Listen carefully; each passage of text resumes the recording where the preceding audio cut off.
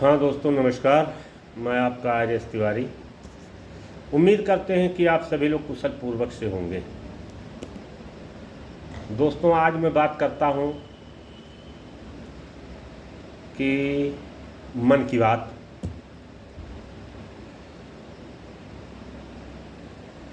कई बार इंसान किसी हल के तलाश में नहीं होता है। कई बार इंसान बोलता है लेकिन वह किसी समस्या के समाधान के विषय में नहीं बोलता है, बल्कि वह बस यह चाहता है कि कोई उसकी बात को बिना टोके सुन ले।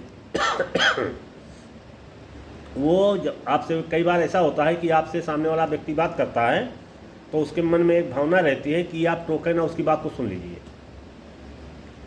और जैसे ही वह अपनी बात कह देता है, बस उसके मन की बोझ हल्का हो जाती है।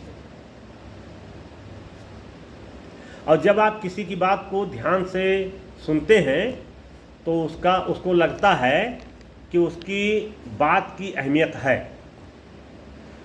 जब आप किसी की बात को ध्यान से सुनते हैं तो उसको यह महसूस होता है कि मेरी बात का अहमियत है, और उसको यह एहसास दिलाता है कि मेरी बात का अहमियत है। उसके गुस्से व तनाव तुरंत कम हो जाते हैं सिर्फ बात सुन लेने से। अगर आप उसकी बात को सुन लेते हैं तो वो बहुत गुस्से में हो और बहुत गुस्से में है, वो आपसे कुछ कहना चाह रहा है, तो जब आप उसकी बात को ध्यान से सुन लेंगे तो जैसे आप सुन लेंगे तो उसके तनाव, उसके गुस्से ऑटोमेटिक कम हो जाएंगे। लेकिन लोग करते क्या हैं कि बात को नहीं सुनते हैं, वो जवाब देने के लिए सामने खड़े होते हैं।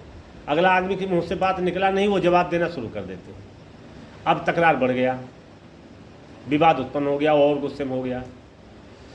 तो पहले आप सामने वाले की बात को सुनिए, और जब आप उसकी पूरी बात सुन लेंगे तो उसका गुस्सा वो ऐसे शांत हो जाएगा। बात समझ गए ना? तकरार जो है कम हो जाएगा। आराम से उसे जवाब भी देना है तो मतलब आराम से उसे प्यार से कि नहीं, ये शब्द आपके यहाँ गलत है, ऐसा नहीं है, ये ऐसा है, प्यार से, तो उसको अच्छा लगेगा। बात समझ गए ना? उसको पहले उसके भाव को समझिए कि वो अपने मन की बात को कहना चाहता है आपसे, और आप बीच में टोकिए मत, उसके मन की बात को सुन लो।